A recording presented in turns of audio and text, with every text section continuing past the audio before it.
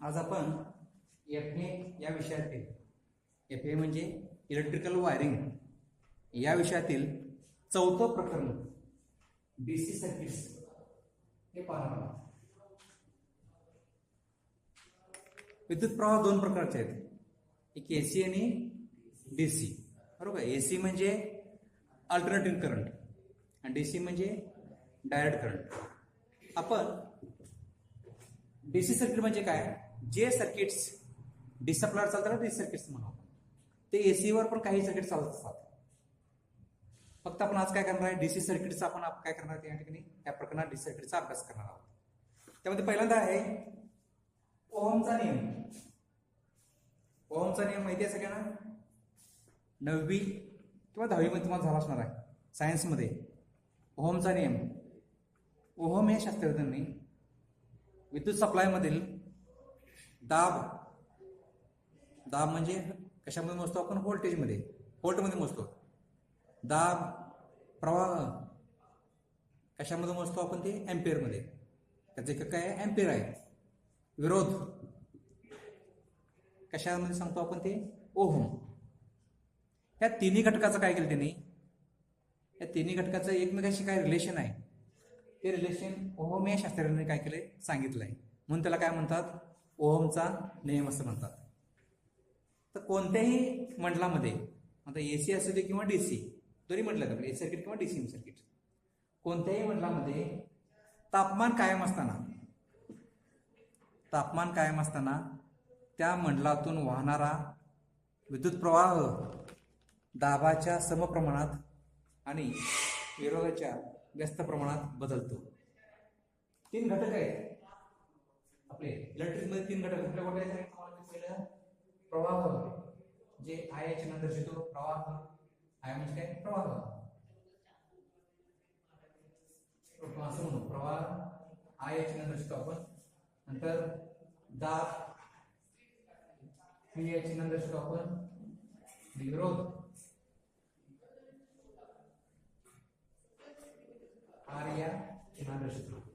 या तिन्ही घटकाचा एकमेकाशी काय संपर्क आहे, संबंध आहे बघा.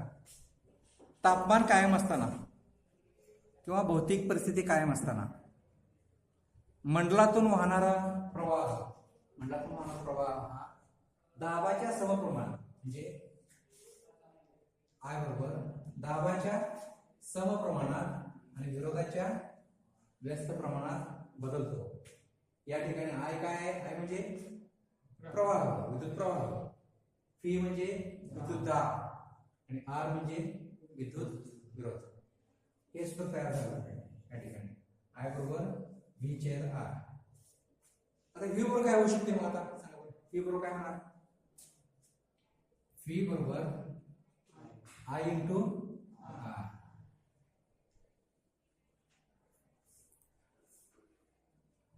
आणि R बरोबर काय होणार, विरोध बरोबर R बरोबर R वर येतं काय, I. R बरोबर V छेद I. असे हे तीन काय सूत्र तयार होतात. ओहमचा नियम या सूत्रामध्ये आहे बघा. भौतिक परिस्थिती कायम असताना मंडलातून वाहणारा प्रवाह दाबाच्या समप्रमाणात आणि विरोधाच्या व्यस्त प्रमाणात बदलतो. यालाच काय म्हणतो आपण, ओहमचा नियम असं म्हणतो. त्यानंतर पुढचा घटक आहे विद्युत सर्किट. तर विद्युत सर्किट कशाला म्हणतो आपण, विद्युत सर्किट म्हणजे काय, प्रवाह झाला आपलं. विद्युत सर्किट म्हणजे काय, विद्युत सर्किट म्हणजे काय झालंय आपलं सगळ्यांना, झालंय का नाही, का नाही झालं, हा बरोबर सांग. विद्युत प्रवाहाकडून कार्य करून घेण्यासाठी त्या प्रवाहाला तारांच्या साहाय्याने जोडून दिलेला मार्ग म्हणजेच काय, विद्युत सर्किट. व्याख्या काय बघायची, विद्युत प्रवाहाकडून कार्य करून घेण्यासाठी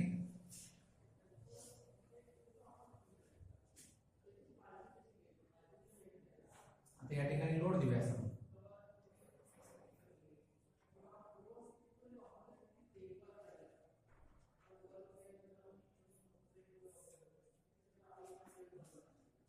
हा लोड आहे. समजा डीसी सर्किट समजा सप्लाय येते पॉझिटिव्ह आणि निगेटिव्ह. तर विद्युत प्रवाह कुठून होतो? पॉझिटिव्ह कडून निगेटिव्ह जाणार आहे. याच्यामध्ये काय आहे? लोड. विद्युत प्रवाहाकडून काय करून घेण्यासाठी तारांच्या साहाय्याने जोडणी म्हणजेच काय आहे? काय म्हणतो आपल्याला? त्याला काय म्हणतो आपल्याला? सर्किट म्हणतो. विद्युत सर्किट त्याला सर्किट म्हणतो. समजा असेल त्याला सर्किट म्हणणार आहे का आपण? कुठलं सर्किट म्हणणार आहे आपण? शॉर्ट सर्किट म्हणणार आहे. कशाला? आता काय आहे? प्रवाहाकडून कार्य करून घेण्यासाठी विद्युत मंडळ म्हणजे काय? विद्युत सर्किट म्हणजे काय? विद्युत प्रवाहाकडून कार्य करून घेण्यासाठी तारांच्या साहाय्याने, हे वायर आहे तार म्हणून त्याला, त्या तारांच्या साहाय्याने विरोधात देणे, सप्लाय देणे म्हणजे काय म्हणायचं? त्याला विद्युत सर्किट असं म्हणायचं. किंवा जो मार्ग आहे त्या मार्गाला काय म्हणायचं? त्या सर्व मार्गाला काय झालं आपण? विद्युत सर्किट झालं. अशा विद्युत सर्किटचे 3 प्रकार आहेत. विद्युत सर्किटचे 3 प्रकार आहेत. किंवा असं सुद्धा म्हणता येईल, विजेच्या प्रवाहाने एखाद्या विरोधातून, विजेच्या प्रवाहाने इकडून जो प्रवाह होणार आहे, प्रवाह काय समजतो आपण? आय. बरोबर आहे. यातून होणारा प्रवाह काय समजतो? आय. विजेच्या प्रवाहाने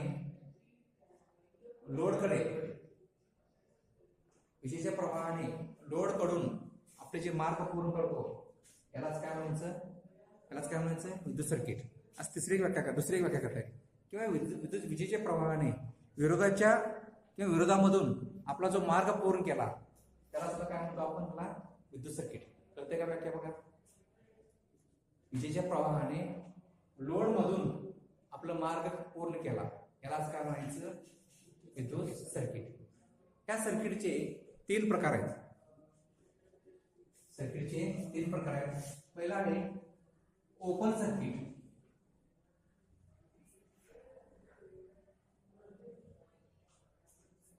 दुसरा आहे शॉर्ट सर्किट.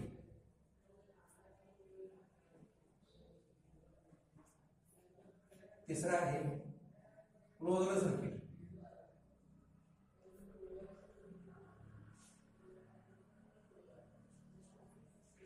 सर्किटचे किती प्रकार आहेत? 3 प्रकार आहेत. ओपन सर्किट, शॉर्ट सर्किट आणि क्लोज सर्किट.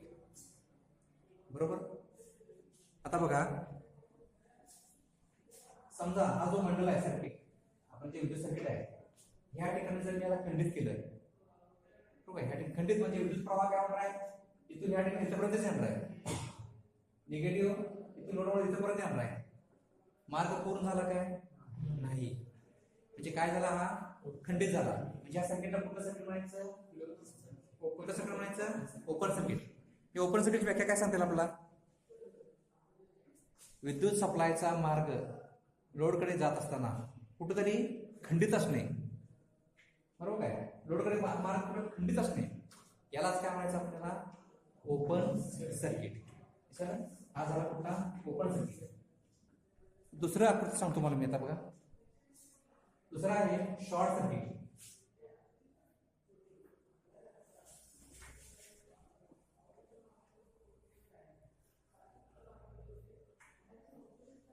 या ठिकाणी एल म्हणजे काय? लोड.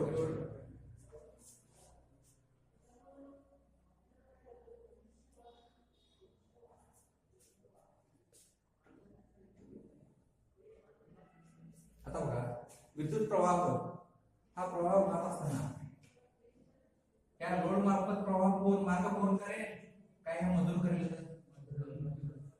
मधून का बरं? हा, जवळच्या मार्गाने विद्युत प्रवाह काय करतो आपला? जवळच्या मार्गाने आपण काय करतो? मार्गक्रमण करतो, मार्ग पूर्ण करत असतो. जवळचा मार्ग जातो कधी कधी. काय तुम्हाला सुद्धा समजा कुठं जायचं झालं, आपण जवळच्या शॉर्टकटने जात असतो आपण लांबून जाण्यापेक्षा. बरोबर. तसं विद्युत प्रवाह सुद्धा वाहत असताना त्या जवळच्या मार्गाने जाणार आहे. लोडकडनं जाता लोडकडे गेलं तर काय होणार? त्याला विरोध म्हणणार आहे. विरोधामध्ये प्रवाह वाहत होणार नाही. कळलं का? त्यावेळी जवळच्या मार्गाने आपला मार्ग पूर्ण करणार आहे. अशा सर्किटला, ह्या सर्किटला कुठलं सर्किट म्हणायचं? मला शॉर्ट सर्किट. पहिला ओपन सर्किट, दुसरं शॉर्ट सर्किट.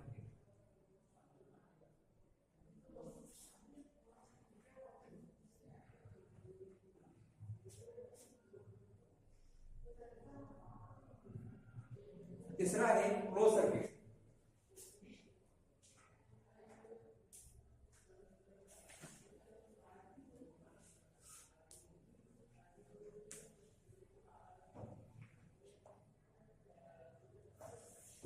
विद्युत प्रवाह जो वाहणार आहे हे सर्किट कसं आहे, क्लोज सर्किट आहे. कारण यामध्ये कुठं खंडित आहे काय नाही, शॉर्ट पण नाही. विद्युत प्रवाह लोड मार्फत आपलं मंडल पूर्ण केला तर अशा सर्किटला काय म्हणायचं, ज्या सर्किटमध्ये विद्युत प्रवाह लोड मार्फत आपलं मंडल पूर्ण करतो त्या सर्किटला काय म्हणतो आपण, त्याला क्लोज सर्किट म्हणायचं. असे विद्युत सर्किटचे किती प्रकार आहे, तीन. एक ओपन सर्किट, दुसरं शॉर्ट सर्किट आणि तिसरं क्लोज सर्किट. कळलं? ओहमचा नियम म्हणजे काय, कोण सांगता ओहमचा नियम? पहिला महत्वाचा काय झाला आपला ओहमचा नियम. ओहमचा नियम तीन घटकांशी संबंध आहे. एक प्रवाह, दाब आणि विरोध. बरोबर? याची एकमेकाशी काय संबंध दाखल सांगितले बरं? ओहमच्या नियमामध्ये भौतिक परिस्थिती कायम असताना किंवा तापमान कायम असताना मंडलातून वाहणारा प्रवाह हा प्रवाह दाबाच्या समप्रमाणात आणि विरोधाच्या व्यस्त प्रमाणात बदलतो. सूत्र काय, I बरोबर V/R. I म्हणजे विद्युत प्रवाह, V म्हणजे विद्युत दाब आणि R म्हणजे विद्युत विरोध. त्यानंतर विद्युत सर्किट. विद्युत सर्किट म्हणजे काय सांगितलं आपण, विद्युत सर्किट म्हणजे काय, विद्युत प्रवाह तारांच्या साह्याने लोड मार्फत आपलं मार्गक्रमण करतो किंवा त्या मार्गालाच काय म्हणायचं, विद्युत सर्किट असं म्हणतो. त्याचे किती प्रकार आहेत, तीन. ओपन सर्किट, शॉर्ट सर्किट आणि क्लोज सर्किट. ज्यावेळी सर्किटमध्ये कुठेतरी मार्ग खंडित असतो त्याला ओपन म्हणतो आपण. मार्ग जवळच्या मार्गाने आपला मंडल पूर्ण केला तर त्याला म्हणतो शॉर्ट सर्किट. ज्या मार्गामध्ये किंवा ज्या सर्किटमध्ये विद्युत प्रवाह लोड मार्फत आपले मार्ग पूर्ण करतो त्या सर्किटला क्लोज सर्किट असे म्हणतो. असे एकूण सर्किटचे तीन प्रकार आहेत. त्यानंतर विद्युत सर्किटचे जोडणीचे प्रकार. हे झालं विद्युत सर्किटचे प्रकार. यानंतर आपण पाहणार आहोत विद्युत सर्किटच्या जोडणीचे प्रकार. यामध्ये पहिला आहे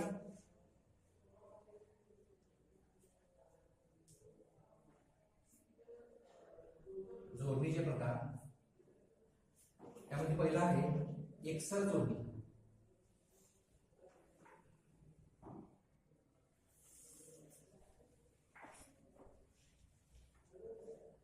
त्याला इंग्लिश मध्ये सिरीज असं म्हणतात, सिरीज जोडणी. एकसर म्हणजे काय, सिरीज जोडणी. आता तीन विरोध समजूया आपण. एक तीन विरोध आहेत.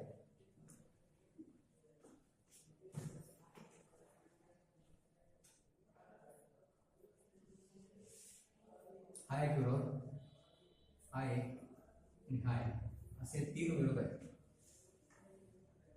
या तीन विरोधाला आपण पहिल्या विरोधाला R1 म्हणू, दुसऱ्याला R2 आणि तिसऱ्याला R3 समजूया. असे तीन विरोध आहेत मंडलामध्ये. हे तीन विरोध आहेत. बरोबर? हे तीन विरोध कसं जोडत बघा. अशाचं काय, असं जर जोडणी असेल, एकामागून एक जोडणी असेल तर त्यालाच काय म्हणतात, एकसर जोडणी किंवा सिरीज जोडणी. अशा प्रकारची जोडणी असते. तुम्ही जर पाहिला लाइटिंगची माळ असते माहिती आपली, लाइटिंगची माळ अशा पद्धतीने जोडली असते. एका माळामागे बरोबर एका बल्ब मात्र एक बल्ब जोडले असते. अशी ही जोडणी लाइटिंगच्या माळामध्ये केली असते. तर ह्या जोडणीमध्ये ह्या ठिकाणी आपण याला V दाब दिलाय समजूया आपण. बघा या ठिकाणी टोटल जो दाब दिलाय ते V दिलाय आणि प्रवाह जो वाहतो तो काय असणार या ठिकाणी, I वाहतो. जर कळलं लक्षात येईल आपल्याला, या ठिकाणी जर बघितला प्रवाह असा वाहतोय त्यातून, बरोबर आहे. त्या प्रवाह वाहत असताना प्रत्येक ठिकाणी प्रवाह काय असणार, या ठिकाणी सारखाच असणार आहे. या ठिकाणी जे वाहणारा प्रवाह हा मंडळातून वाहत असताना असे जर जोडणी असेल, असे जर विरोध जोडले असतील तर प्रवाह काय होणार या ठिकाणी, प्रत्येक ठिकाणी प्रवाह काय नाही सारखा. पण दिलेला दाब मात्र हा या ठिकाणी V1 दाब असेल, या ठिकाणी V2 असेल आणि या ठिकाणी काय असणार आहे V3. प्रत्येक ठिकाणचा दाब असतो बघा, तो दाब काय असतो, वेगळा असतो. ह्या R1 च्या ठिकाणचा दाब वेगळा, या R2 ठिकाणचा दाब वेगळा असणार आहे, R3 ठिकाणचा दाब काय असणार आहे, वेगळा असणार आहे. कळलं काय? म्हणजे दाब काय होतो या ठिकाणी, दाब विभागाला जातो या ठिकाणी. कळते काय या ठिकाणी?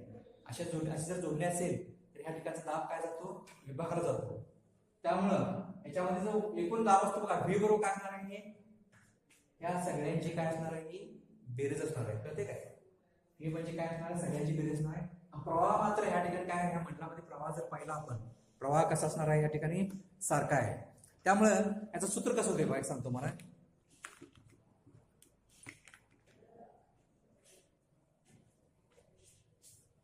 आता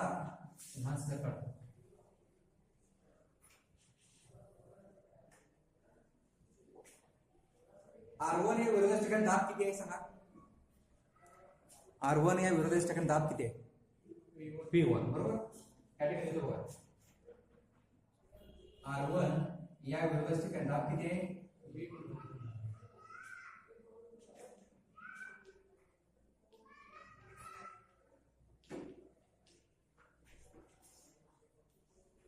दाब V1 दाब बरोबर.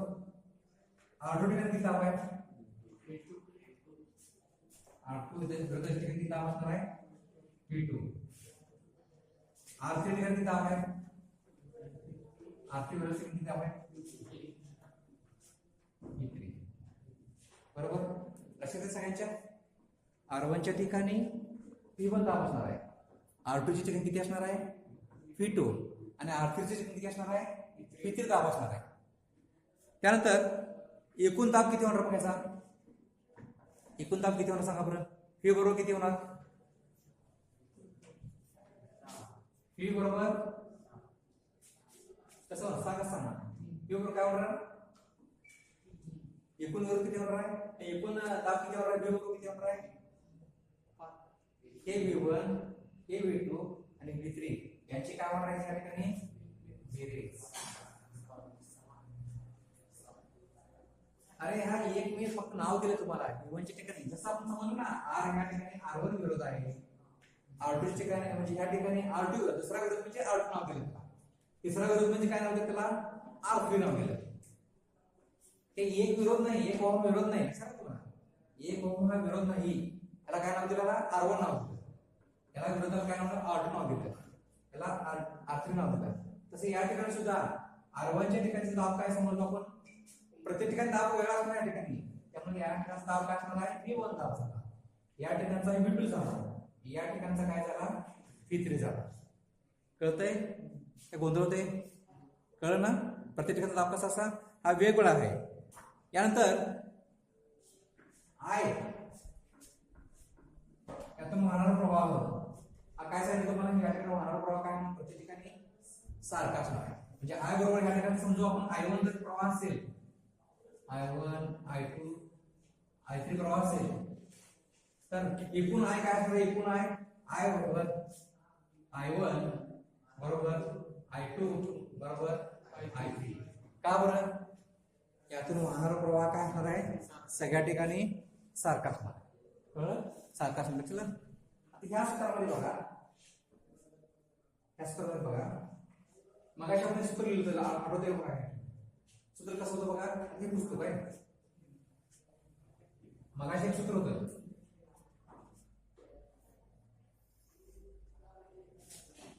I बरोबर V/R. तसं V बरोबर काय, V बरोबर काय बरोबर, V बरोबर I into R. बरोबर काय, कळते काय, मग सूत्र लिहितं पण V बरोबर I यांचा R चा गुणाकार, बरोबर काय. मग V बरोबर या ठिकाणी झालो आपण, V बरोबर I into त्यामध्ये घालूया आपण, V बरोबर काय होणार आहे, I into R, त्यामुळे बरोबर विचार काय, बरोबर. V1 बरोबर काय होणार सांगा आपण, V1 बरोबर I1 into R1 बरोबर. V2 बरोबर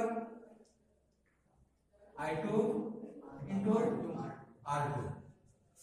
V3 बरोबर I3 इंटू R3. कळलं? आता काय करायचं, हे V1 जे आहे बघा या सूत्रामध्ये घालून V1 बरोबर म्हणजे काय करायचं, I1 इंटू R1. बरोबर आहे. V2 बरोबर म्हणजे अधिक V2 बरोबर काय करायचं, I2 इंटू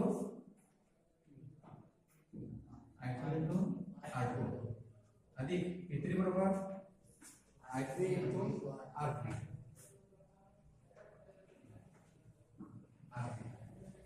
इथं बघ कळलं का बघा, कसं विचारलं हे, कसं कळलं का तुम्हाला, याची किमती काय त्या प्रत्येकाची या सूत्राला लक्षात काय, त्यामध्ये घातली किमती या कसं का तुम्हाला. त्यानंतर त्याच्यामध्ये कॉमन काय असणार, समान काय असते त्यामध्ये आय, म्हणजे हा आय दिसते काय, आय वन दिसते काय, कॉमन आहे याच्यामध्ये. त्यामुळे काय केलं, आय कॉमन आहे, त्यामुळे आय कॉमन घेऊन राहिलं काय बघा, आर बरोबर R1 अधिक R2 अधिक R3.